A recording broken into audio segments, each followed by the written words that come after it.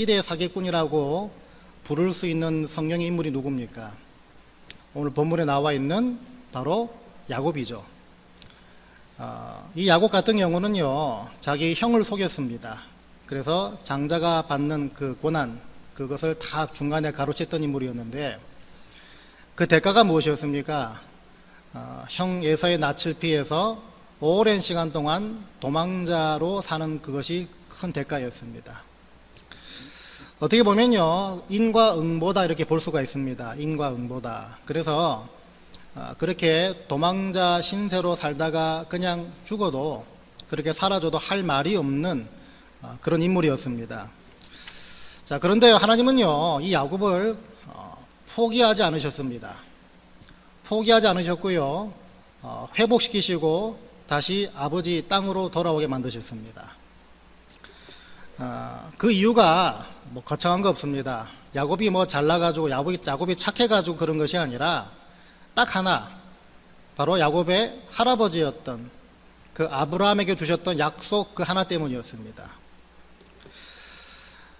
그 약속을 통해서 하나님이 야곱에게 어떤 말씀을 확인해 주셨나 보니까요, 창세기 28장에 하나님께서 야곱에게 이런 약속해 주셨습니다. 나는 여호와니 너의 조부 아브라함의 하나님이요 이삭의 하나님이라.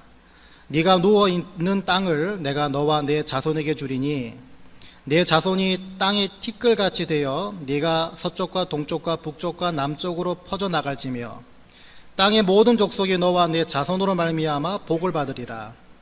내가 너와 함께 있어 네가 어디로 가든지 너를 지키며 너를 이끌어 이 땅으로 돌아오게 할지라. 내가 네게 허락한 것을 다 이루기까지 너를 떠나지 아니하리라. 이 말씀, 이 약속 주셨습니다. 야곱에게 나타나셔가지고요, 처음 소개할 때 하나님 뭐라 그러셨습니까? 나는 너의 조부 아브라함의 하나님, 또 이삭의 하나님 말씀하셨습니다. 이 뒤에 나오는 약속의 근거, 이 약속을 주시는 이유, 약속하시는 이유가 바로 너의 조부 아브라함에 했던 약속 때문이다. 그것을 지금 말씀하시는 것입니다. 야곱의 인생이 그냥 도망자로 끝나지 않았던 이유가 바로 여기 있습니다. 그래서 야곱은요, 잘난 것 하나도 없었음에도 불구하고 이 약속의 혜택을 그냥 일방적으로 받은 인물이었습니다.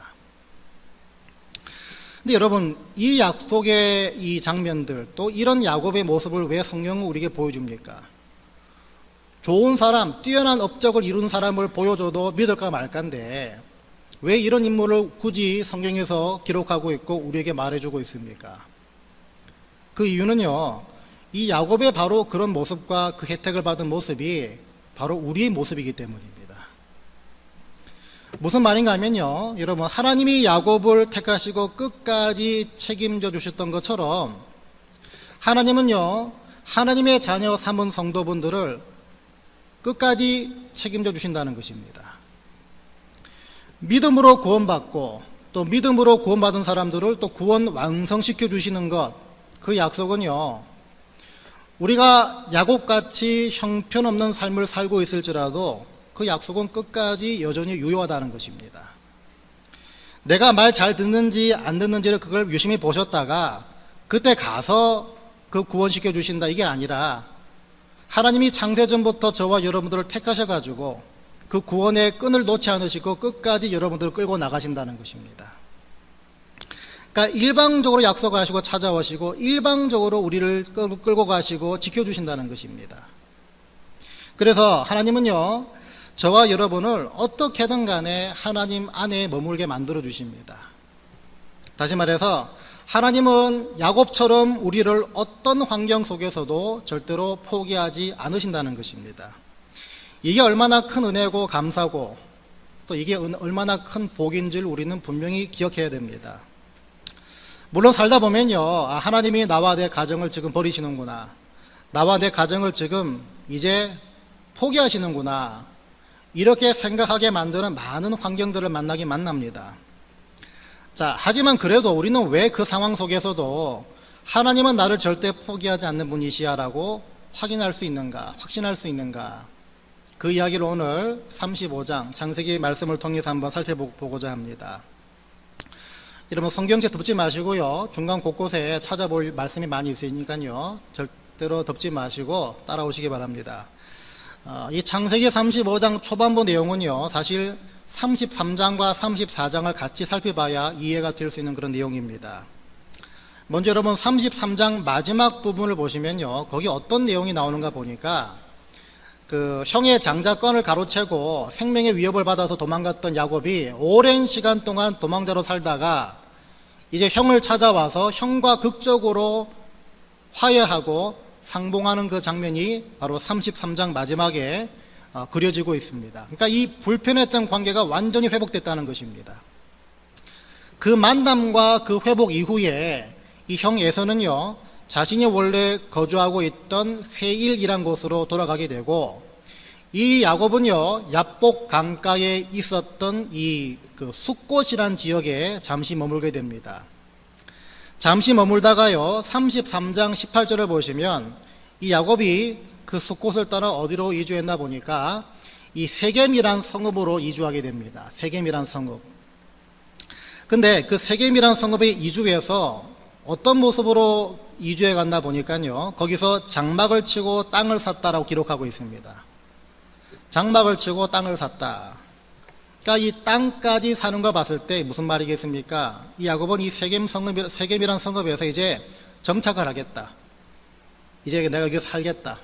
이제 기반을 잡겠다. 그 뜻입니다. 자, 33장이 그렇게 끝이 나는데 34장으로 넘어가자마자 야곱 집안에 큰 일이 닥칩니다. 그 세겜 땅에 살던 이방인, 2절을 보시면요, 그 땅의 추장 세겜이라고 소개하고 있는데 이 사람이 야곱의 딸 디나를 겁탈을 합니다. 욕을 보입니다. 야곱의 아들들, 그러니까 디나의 오빠들이 이 소식을 듣고 노발대발하죠. 세겜의 아버지였던 이 하몰이라는 인물이 야곱에게 찾아와 가지고서 그러면 내 아들이 디나를 사랑하니까 이 디나를 우리 집에서 데려가겠소. 우리 집의 며느리로 삼겠습니다. 그런 식으로 또 나옵니다. 그럼에도 불구하고 이 야곱의 아들들은 그 분노가 풀리지 않죠. 그래서 야곱의 아들들은요, 이 하몰과 이 세겜, 이 사람들을 속여가지고 그 집안을 완전히 멸절시킬 계획을 짭니다. 그래서 말하기를 이방 족속인 당신들과 우리 이스라엘은 사실은 사돈관계 맺는 게 불가합니다. 하지만 당신들이 만일에 당신의 모든 남자들이 우리 이스라엘처럼 할례를 받는다면은 우리 동생 디나를 당신 며느리로 주겠습니다. 이렇게 제안을 합니다. 물론 거짓말이죠. 왜 이런 말 했겠습니까? 뒤에 보면 아시겠지만요, 실제로 이 세겜 남자들이 그 제안을 받아들여 가지고 할례를 다 받습니다.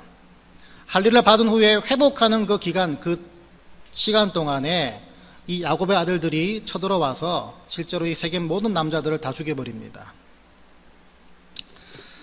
이 소식이요, 세겜 성읍에 같이 살았던 다른 이방 족속들에게 전해지게 됩니다. 그래서 이제는요, 이 야곱 집안을 그 이방 족속 연합군들이 쳐들어와서 멸절하려고 지금 달려오고 있는 그런 실정입니다. 이 절대절명의 순간까지가 여기 34장의 내용인데요. 근데 여러분 34장 전체를 한번 쭉 읽어보시면 아시겠지만 34장 전체를 통해서 참 이해할 수 없고 참 특이한 점 하나를 발견하게 되는데, 그게 뭐냐 하면요, 이 34장의 이야기가 이렇게 급박하게 진행되고 있는데 한 집안의 가정이고 한 가정의 제사장이었던 이 야곱의 모습이 너무나도 초라하고 볼품없이 그려지고 있다는 것입니다. 딸 디나가 능욕을 당했던 소식을 접했는데 어찌된 일인지 아비 된 야곱은요, 별 다른 반응을 보이지 않습니다. 34장 5절을 보십시오. 야곱이 그 딸 디나를 그가 더럽혔다 함을 들었으나 자기의 아들들이 들에서 목축함으로 그들이 돌아오기까지 잠잠했다. 이렇게 말합니다. 여러분, 가정에 참 죄송스러운 말이지만 누가 이런 일을 당했다 그러면 여러분 아비 된 자로 어미 된 자로 어떻게 하겠습니까? 당장 달려나가죠. 경찰에 신고하든지 몽둥이를 잡고 때려 죽이려고 달려나가든지 그럴 거 아니겠습니까? 근데 야곱은요, 그러질 않고 그냥 잠잠합니다. 또 하몰이 디나를 며느리로 삼겠다 그렇게 말을 하고 제안할 때도 야곱은요 남의 집 불 보듯이 그냥 잠잠합니다. 아무런 말하지 않습니다. 구경하고 있습니다. 어떻게 보면 이 34장에서 그려지고 있는 야곱의 모습은요 굉장히 우유부단하고 초라하고 볼품이 없고 영적인 권위라든지 어떤 가장으로서 있어 발언권 이런 것조차 하나 없는 엉망진창인 바닥을 치는 모습으로 그려주고 있다는 것입니다. 여러분 34장의 사건이 어떤 사건 뒤에 나왔습니까? 32장 33장 계속 보면 아시겠지만 야곱이 일생 동안 그렇게 전전긍긍했던 그 문제가 해결된 직후에 벌어진 사건이었습니다. 하나님과 씨름까지 해가면서 또 이겨가면서 또 본인이 불구가 돼 가면서까지 그런 극적인 체험을 하고 난 다음에 다시 말해서 영적으로 아주 피크일 때 이 34장의 사건을 당했는데 어찌된 일인지 앞에 그런 모습은 온데간데 없이 그냥 아무 초라하고 우유부단하고 볼품없는 모습으로 지금 나와 있다는 것입니다. 무엇이 야곱을 하루아침에 이 34장의 모습으로 변모시켰는가?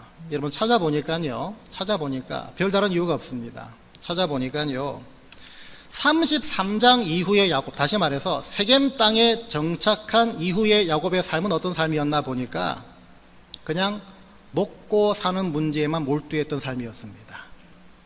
먹고 사는 문제에만 몰두했던 그런 삶을 살고 있었습니다. 어떻게 하면 이 세겜 땅에서 부귀영화를 누리며 살까? 그냥 이것만 곰곰이 생각하며 사는 그런 삶이었다는 것입니다. 야곱의 입장에서 세겜 땅, 또 거기에 사는 모든 이방 족속들은 어떤 사람들이었습니까? 야곱의 시각에 봤을 때, 야곱의 입장에 봤을 때는요 한마디로 이 야곱의 고객들입니다. 손님들입니다. 그래서 야곱의 무능하고 우유부단했던 또 아무 권위 없고 아무 위험이 없는 모습은요 자칫하면 저 고객들의 심기를 건드릴 수 있겠다는 그 판단에서 왔다고 볼 수가 있다는 것입니다. 아무래도 한 가정의 가장이고 또 딸을 둔 아비 입장인데 설마 그런 식으로 생각할 수 있겠나 라고 생각하시겠지만 문제는요 이 사람이 야곱이기 때문에 충분히 가능하다는 것입니다. 나중에 이번 세겜 남자들이 그 야곱의 아들 특별히 2명 시므온과 레위라는 두 아들들의 주동하에 다 죽임을 당하지 않았습니까? 다 멸절당한 다음에 야곱이 그제서야 큰일 났다 그러면서 이 두 아들들에게 하는 말을 유심히 보시기 바랍니다.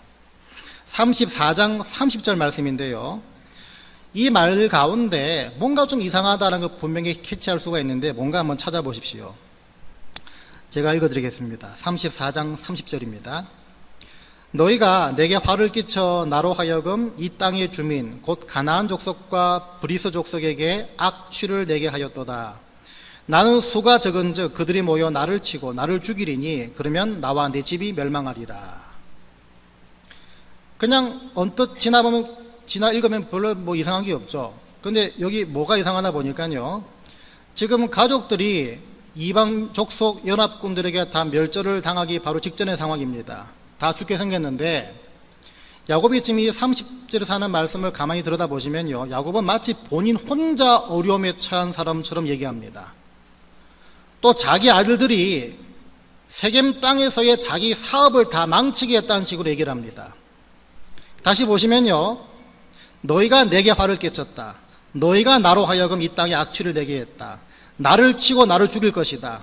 그러면 나와 내 집이 멸망한다. 이렇게 말하는데 전부 다 뭡니까? 나 너희 때문에 나 이렇게 얘기합니다. 뒤에 보시면 나와 내 집이 멸망한다라고 할 때 내 집이라는 표현을 쓸 때 하우스, 패밀리라고 쓰지 않고요 하우스 홀드라는 말을 씁니다. 근데 이 히브리어를 찾아보니까요 이것에 쓰인 이 하우스 홀드가 쉽게 말해 내 재산, 내 살림살이, 내 소유, 내가 가진 것, 그 뜻입니다. 야곱은 지금 어떻습니까? 가족보다는 철저하게 본인 혼자 개인, 또 본인이 소유하고 지금 누리고 있는 것, 여기에 피해가 갈까봐, 이걸 다 날릴까봐, 이걸 다 잃어버릴까봐 지금 걱정하고 있다는 것입니다. 가족 전체, 가정 전체의 어떤 그 안위를 걱정하는 것이 아니라 본인이 가지고 있는 재산, 여기에만 지금 걱정이 머물러 있다는 것입니다. 그 가족은 안중이 없다는 것이죠. 가장으로서, 또 가족의 제사장으로서, 더군다나 33장에서 이미 큰 은혜를 경험했던 사람으로서의 언행이 전혀 아니라는 것입니다. 지금의 야곱 상태는요, 아주 영적으로 바닥을 친 상태입니다. 지금 이런 상황인데, 다시 서두에서 말씀드린 것처럼 이런 야곱을 하나님은 포기하지 않으십니다. 회복시키시는데 순전히 아브라함과 맺은 언약 때문이죠. 그래서 35장에 넘어와서 엄청난 반전이 시작됩니다. 쩔쩔 매고 있는 야곱에게 하나님 나타나셔가지고 말씀하십니다. 하나님이 야곱에게 이르시되 일어나 베델로 올라가서 거기 거주하며 네가 네 형 에서의 낯을 피하여 도망하던 때에 네게 나타났던 하나님께 거기서 제단을 쌓으라 하신지라. 이게 뜬금없이 무슨 말인가 하면요, 여러분, 하나님이 지금 야곱이 창세기 28장 20절부터 22절까지 하나님께 서원했던 그 현장, 그 말을 기억하길 원하신다는 것입니다. 그때 말씀드렸지만요, 자기 형 에서의 낯을 피해서 생명의 위협을 받고 도망가지 않습니까? 도망가는 가운데 이 야곱이 하나님께 약속을 했습니다. 그 내용이 28장 20절부터 22절까지 나오는데, 거기 보시면요, 야곱이 서원하여 이르되 하나님이 나와 함께 계셔서 내가 가는 이 길에서 나를 지키시고 먹을 떡과 입을 옷을 주시어 내가 평안히 아버지 집으로 돌아가게 하시오면 여호와께서 나의 하나님이 되실 것이요 내가 기둥으로 세운 이 돌이 하나님의 집이 될 것이요 하나님께서 내게 주신 모든 것에서 10분의 1을 내가 반드시 하나님께 드리겠나이다 하였더라. 이 약속을 했습니다. 이 서원을 드렸습니다. 그렇다면 여러분, 절체절명의 순간에 하나님이 이 서원을 야곱에 꺼내신 이유가 뭡니까? 이 서원 내용 보시면 아시겠지만 이 서원 내용을 압축하면 무슨 내용이 됩니까? 하나님은 나와 내 가정의 주인 되십니다. 이 고백입니다. 이 고백이고 이 순종의 내용인데, 절체절명의 순간 가운데 이 말씀을 꺼내셨다는 말은 뭡니까? 야곱은 이 고백을 다 잊고 살았다는 것입니다. 하나님이 야곱과 야곱 가정 가운데 주인 되지 않으셨다는 것입니다. 주인으로 모시지 않았다는 것입니다. 다시 말해서요, 야곱은요, 이 세겜 땅에서 돈 버는 것에 혈안이 돼가지고서 이 서원을 까맣게 잊어버리고 살았던 것입니다. 알았더라도 그냥 대수롭지 않게 여기며 살았다는 것입니다. 하나님이 야곱 본인과 야곱 가정의 주인 되심을 완전히 잊어버린 채, 아까 말씀드린 것처럼 돈 버는 것에만 물질에 노예된 채 물질을 주인 삼고 우상 삼았던 삶이 바로 세겜 땅에서 삶이었다는 것입니다. 그걸 어떻게 알 수 있나 보니까요, 오늘 본문 읽으셨던 35장으로 다시 돌아오셔가지고 자기 식구와 종들에게 이제 정신 차려가지고 말하는 그 내용을 보시기 바랍니다. 베델로 올라가서 하나님께 제단을 쌓자, 서원을 지키자, 그렇게 말하는 가운데 지금 야곱이 자기 종과 가족들에게 무슨 말을 하고 있나 보니까 2절 중반부터 보시면요, 너희 중에 있는 이방 신상들을 버리고 자신을 정결하게 하고 너희들의 의복을 받고 입으라. 그리고 4절을 보니까요, 그들이 자기 손에 있는 모든 이방 신상들과 자기 귀에 있는 귀고리들을 야곱에게 주는지라. 야곱이 그것들을 세겜 근처 상수리 나무 아래 묻었다. 이렇게 나옵니다. 요 2절과 4절을 보니까 뭘 알 수 있습니까? 이 말씀 비춰보건대 그동안 세겜 땅에서 있을 동안 야곱 집안에는요, 세겜 땅의 우상들, 우상의 문화, 또 우상과 관련된 유형 무형의 습관과 어떤 그 가치관, 관습, 그 영향들이 다 들어왔다는 것입니다. 다 침투했다는 것입니다. 오랜 시간 동안 거치면서 이것들이 집안으로 들어왔는데도 보질 못했습니다. 봤더라도 그냥 방조했습니다. 어떻게 방조했겠습니까? 아마도 생각하기를 우리와 똑같이 생각했을 것 같습니다. 에이, 이 정도는 괜찮아. 그래도 이 땅에서 장사하고 돈 벌려면 이 정도는 하나님 봐주실 거야. 이 자기 합리화로 그 우상의 침투, 스며들어오는 걸 다 그냥 방조하고 그냥 지켜봤다는 것입니다. 근데 하나님은요, 이걸 결코 간과하지 않으셨습니다. 하나님만이 구원자 되시고 하나님만이 내 삶의 인도자 되신다고 고백하는 성도에게, 하나님 자녀에게 이 두 주인을 섬기는 것, 우상을 섬기는 것은 하나님이 용서하실 수 없는 죄악이기 때문입니다. 그래서 디나의 사건을 통해서 야곱에게 찾아오신 것입니다. 우리가 이 이야기를 통해서 점검해야 될 게 참 많이 있습니다. 제일 먼저 무엇이겠습니까?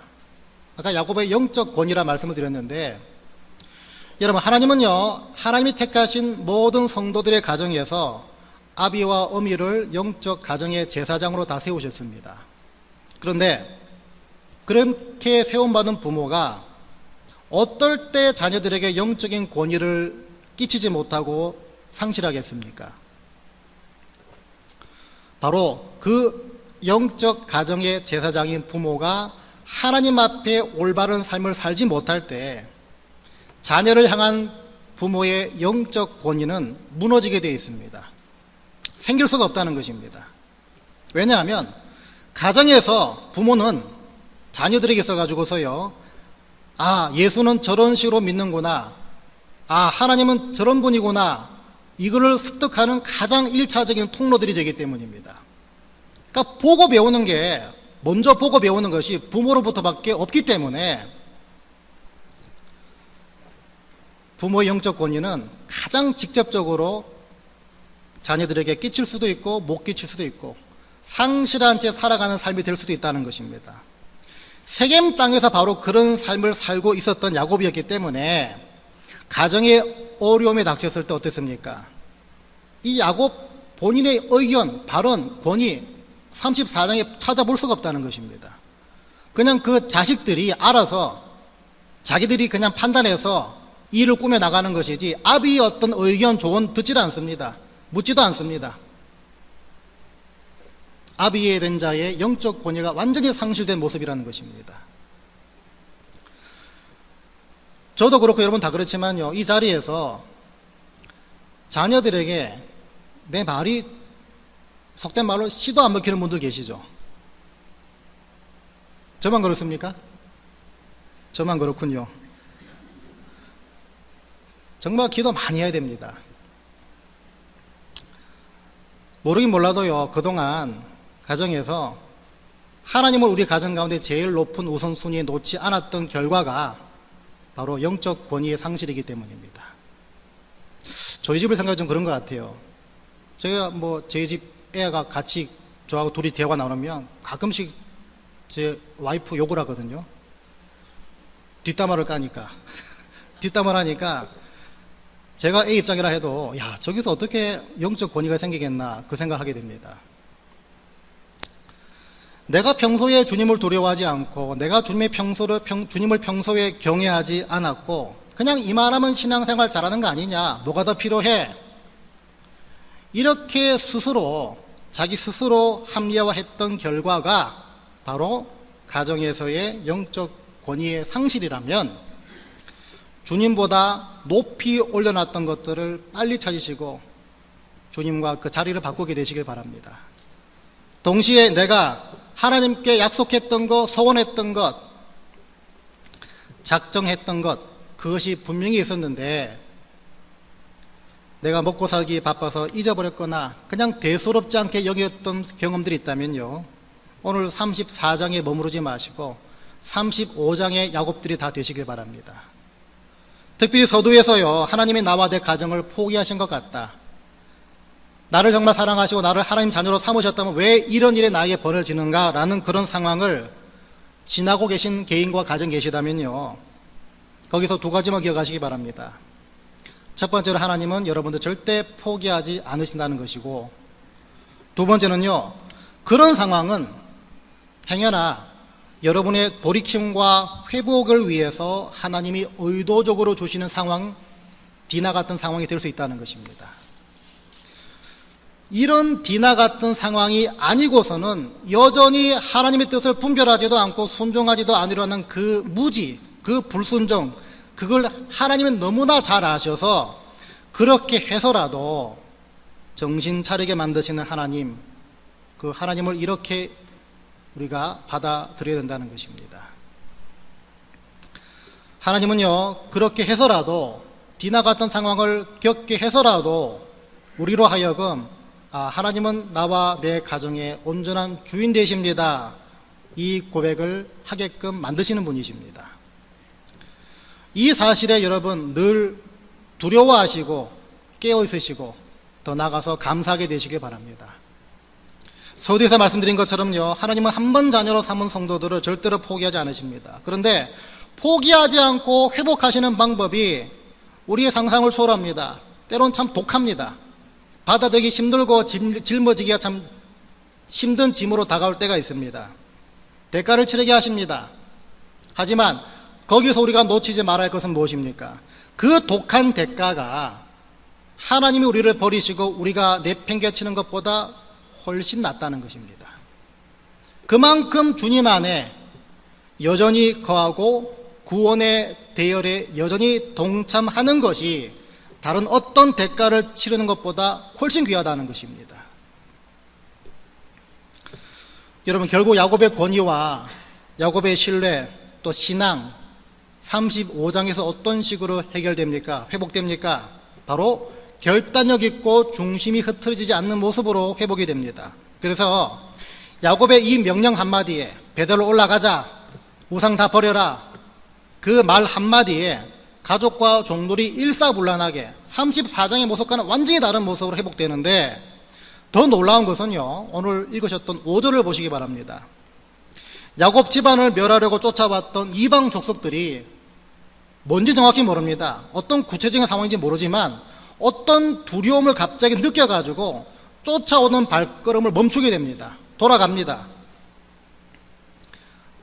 어떤 경로를 통해서 갑작스럽게 두려움을 느낀지는 모르지만 중요한 것은요, 하나님이 그렇게 만들어 주셨는데 이 상황이 우리에게 무엇을 보여주고 있습니까? 잘 들으십시오. 여러분들이 하나님을 두려워하지 않고 하나님을 경외하지 않을 때 그에 따르는 여러 문제들, 그에 따르는 여러 합병증들이 생깁니다. 그런데 여러분들이 다시 하나님을 두려워하고 경외하기 시작하면 여러분들을 짓눌렀던 그 문제들과 합병증들이 하나님을 두려워하게 되고 여러분들을 두려워하게 된다는 것입니다.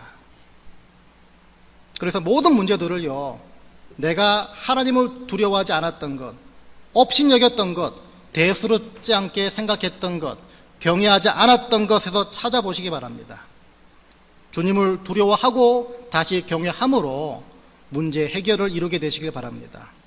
특별히 하나님 섬기고 순종하는 걸 대수롭지 않게 만드는 여러 종류의 우상들을 여러분 개인과 가정 가운데 숨겨지는 그 우상들을 반드시 찾아내시기 바랍니다.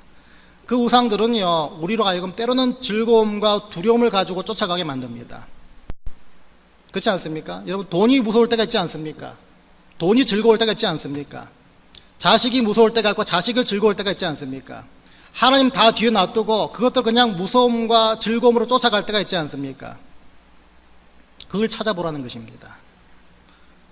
하나님은요, 저와 여러분이 하나님 한 분만 두려움과 기쁨과 즐거움을 가지고 쫓아가기를 원하시는 분이십니다.